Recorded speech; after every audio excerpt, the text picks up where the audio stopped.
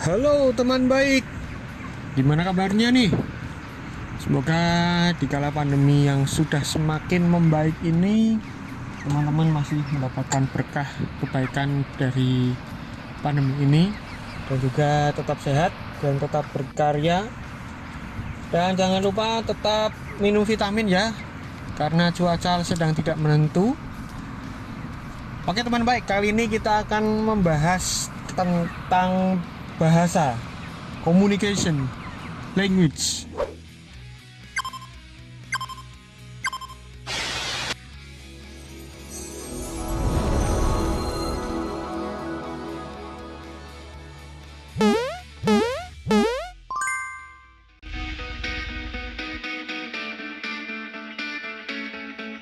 Oke teman baik, setiap makhluk hidup pasti mempunyai bahasa.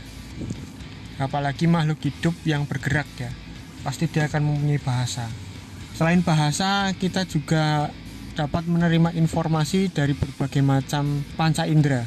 Ada indera perasa, indera pencium, indera pengecap, peraba, kemudian penglihatan, pendengaran. Itu bagi manusia, tapi bagi hewan berbeda. Dalam arti setiap makhluk hidup mempunyai bahasa yang mereka pahami masing-masing. Kalau di ayam nih, kira-kira pakai bahasa apa ya? Ya, ada bagian sensori lain atau reseptor pada ayam. Dia terletak di bagian kepala dan bagian telapak kaki atau ceker. Nah, di kepala itu adalah bagian reseptor untuk pencahayaan, kemudian penciuman. Kalau di bagian ceker adalah di bagian apa yang mereka injak. Nah, di tiga bagian tersebut ini yang secara umum dapat kita lihat. Kalau di bagian kepala itu dia cenderung ketika ada cahaya, maka ayam akan aktif bergerak, aktif makan, aktif minum. Tapi kalau tidak ada cahaya, mereka akan cenderung untuk tidur. Kalau bagian hidung itu adalah reseptor untuk berbagai hal seperti virus, kemudian bakterial, snot dan lain sebagainya. Kalau di ceker itu biasanya berhubungan dengan apakah liter ini baik, sekamnya baik, basah dan lain sebagainya. Nanti akan ada seperti penebalan di bagian ceker atau tidak. Itu ada beberapa sensor tubuh di ayam. Nah, kembali ke bahasa. Setiap manusia juga mempunyai bahasa masing-masing. Setiap daerah mempunyai bahasa masing-masing. Setiap kecamatan, kelurahan, bahkan desa itu mempunyai bahasa yang masing-masing sesuai dengan lokasinya. Karena setiap lokasi mempunyai struktural budaya yang berbeda. Nah, kalau ayam gimana nih mas? Jadi gini teman baik, ayam itu punya bahasa yang manusia juga paham. Bukan petok-petoknya, tapi ada bahasa dalam wujud tingkah laku.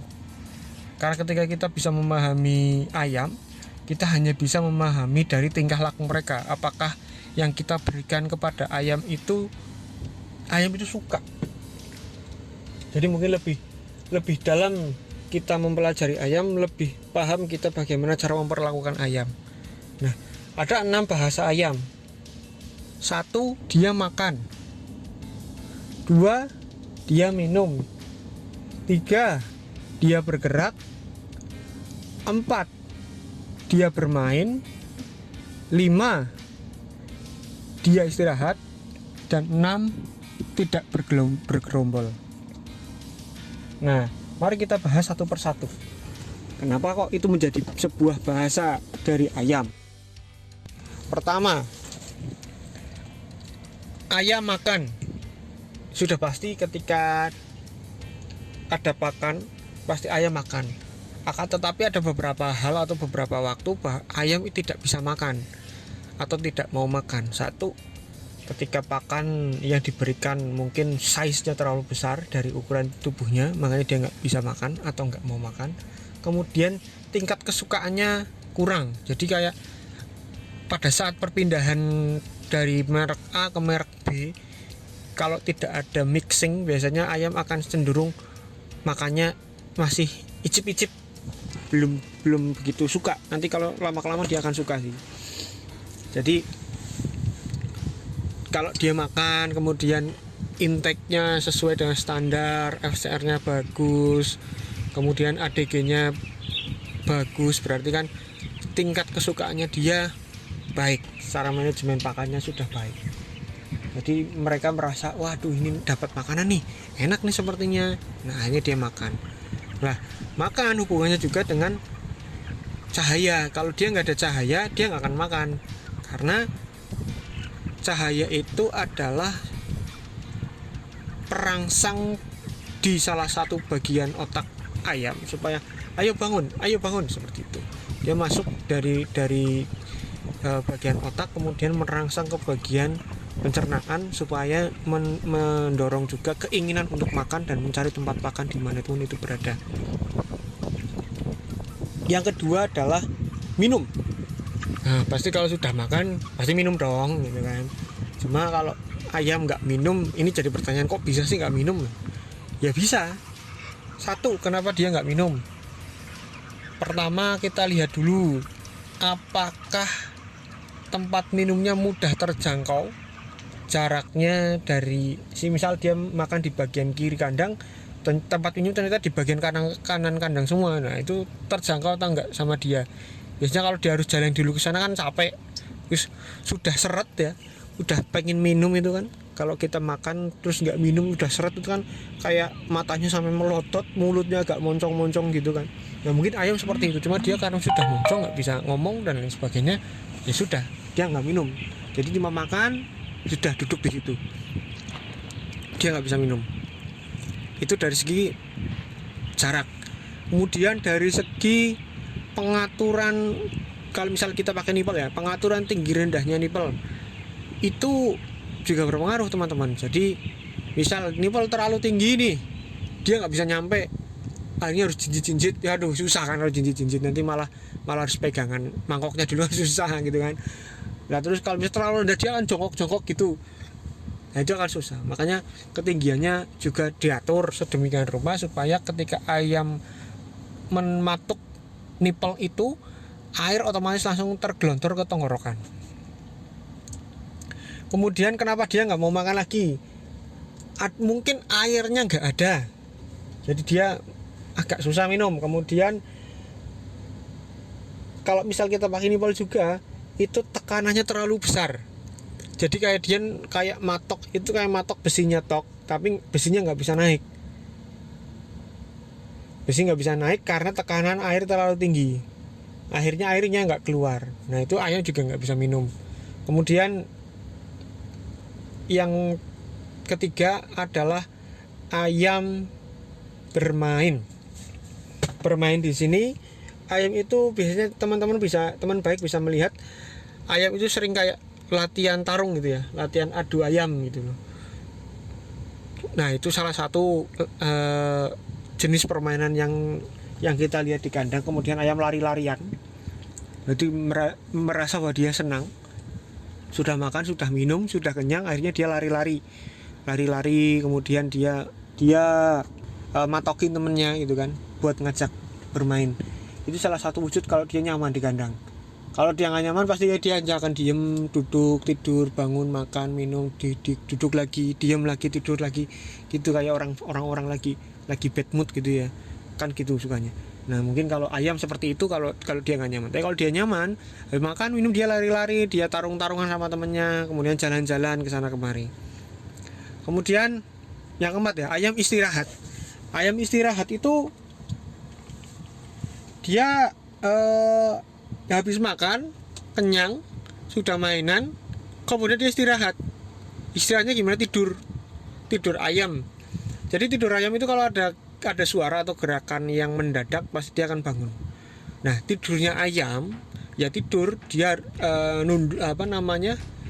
kayak rebahan gitu ya. Kalau bahasa manusia mungkin rebahan, bukan tidur berdiri ya.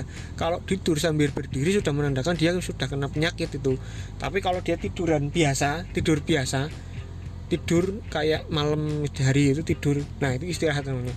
Itu menandakan bahwa dia sudah makan, sudah kenyang.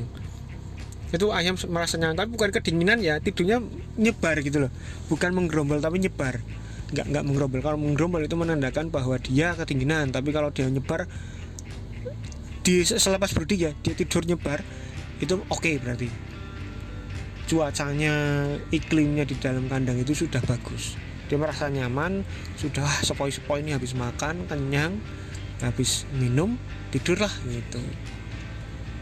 Itu menandakan bahwa salah satu bahasa ayam yang baik. Kemudian selanjutnya adalah berbicara atau bersuara, pik pik pik gitu kan, petok petok petok gitu. Nah, itu adalah salah satu bahwa dia aktif, kemudian dia tidak melentruk gitu ya, atau tidak lemes. Nah, ketika ada suara seperti itu menandakan bahwa ayam juga dia mempunyai respon terhadap ruangan, terhadap iklim yang ada di dalam kandang. Ketika dia akan lembab, ketika dia kedinginan, ketika dia akan kepanasan, itu akan ada suara-suara seperti itu ya, bersuara ya. Jadi ayam itu ketika tempatnya nyaman, kemudian iklimnya bagus, settingan di dalam kandangnya oke, dia mungkin akan bersuara. Dia akan bersuara sambil lari-lari, kemudian habis makan dia bersuara, habis minum dia bersuara. Itu suaranya bukan suara yang menyaring mencari makan atau dia nyari minum ya, itu pasti akan berbeda. Kita lihat ketika dia bersuara, apakah dia setelah makan atau setelah minum, ataukah ketika bersuara tidak ada pakan atau airnya tidak bisa keluar atau bahkan nggak ada, itu pasti akan berbeda. Dan suaranya nyaring, bukan suara yang seperti agak sedikit cekrek deh, krek krek krek, beda. Ada pik-pik atau petok-petok gitu loh. Nah, di situ menandakan bahwa dia respon dia terhadap lingkungannya baik. Kalau dia nggak bersuara, nah ini perlu kita amati, apakah dia lemas, apakah dia sedang ngantuk. Nah, itu beda lagi. Ngantuknya kalau ngantuk sambil berdiri kemudian dia tidur berdiri, nah itu tanda kalau dia lagi kena atau tubuhnya lagi nggak sehat, atau mungkin ada kena penyakit ataupun virus dan lain sebagainya.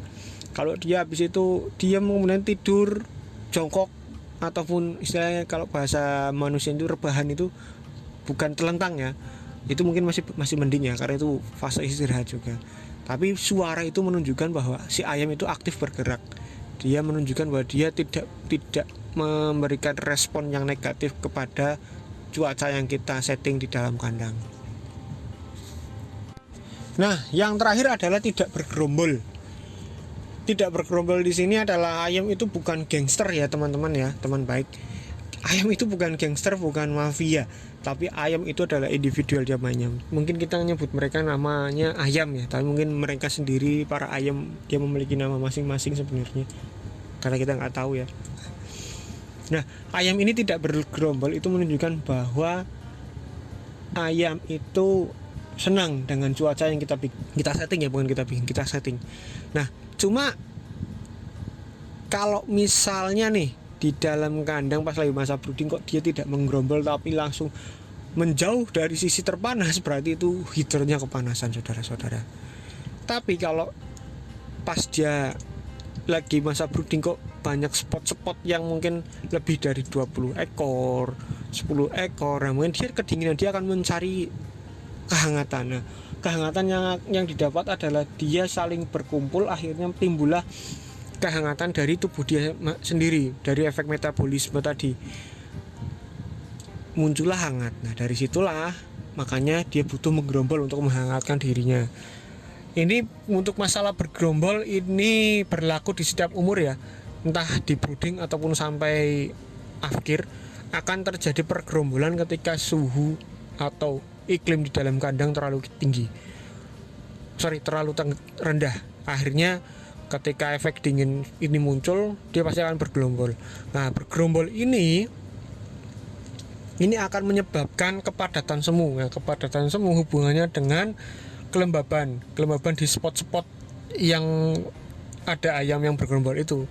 Nah, kelembaban itu mendapatnya dari mana? Mendapat dari kotoran atau sisa-sisa metabolisme dari ayam.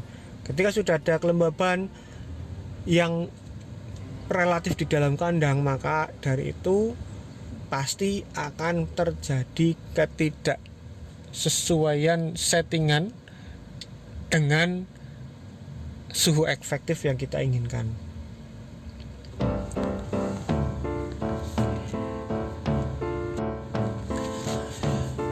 Baik teman baik, paling itu bahasa ayam yang kita